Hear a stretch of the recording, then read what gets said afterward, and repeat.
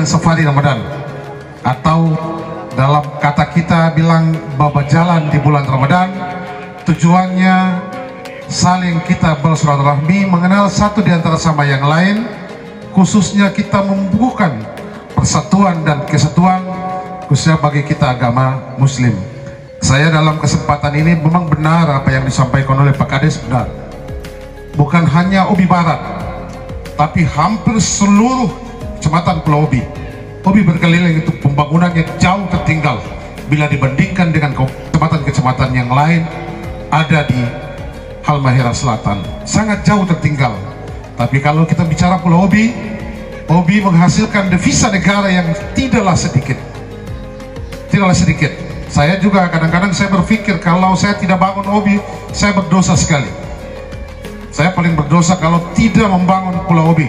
Tapi perjuangan saya jauh sudah cukup bagaimana untuk kita implementasi daripada hasil Obi itu dikembalikan ke daerah. Tapi lagi-lagi mental. Kenapa? Misalnya jalan keliling Pulau Obi, khususnya jalan keliling Pulau Obi itu adalah menjadi asetnya pemerintah Provinsi Maluku Utara. Aset pemerintah Provinsi Maluku Utara. Makanya kita pemerintah kabupaten mengalami kesulitan untuk melakukan langkah-langkah strategis untuk membangun jalan. Kalau kita bicara jalan keliling Pulau Obi ini sebenarnya mudah, harus punya kemauan. Saya contoh sudah beberapa kali koordinasi dengan pemerintah provinsi, apa jalan itu diberikan kepada pemerintah pusat untuk dibangun menjadi jalan strategis nasional, tapi itu tidak pernah dilakukan.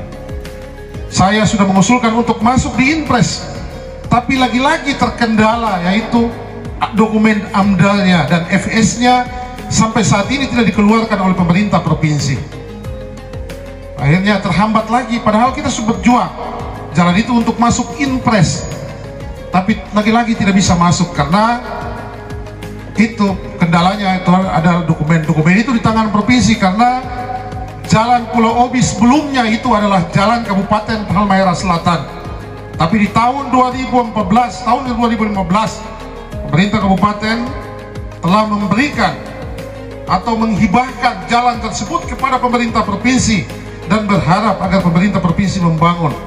Namun sampai saat ini jalan masih tersendat. Tadi Pak Kades bilang di sini, saya belum tahu status jalannya, nanti Pak Iqbal tolong dicek.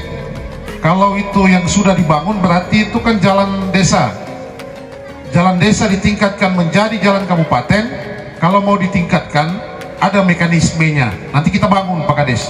Mekanismenya harus semua lengkap, dokumen hibah dan lain-lain. Surat hibah.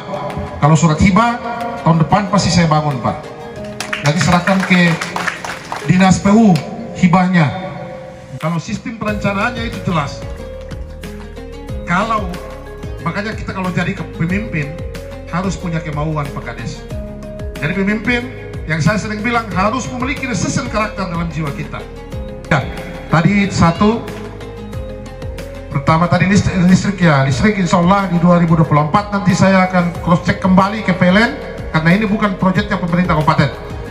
Yang kedua itu jalan nantinya segera buat surat hibahnya antar desa, surat hibah, jadi hibah ke pemerintah kabupaten kalau bisa. Kalau itu cepat, karena ini sebentar lagi mau pembahasan anggaran nih, saya bangun tahun depan kalau segera dihibahkan.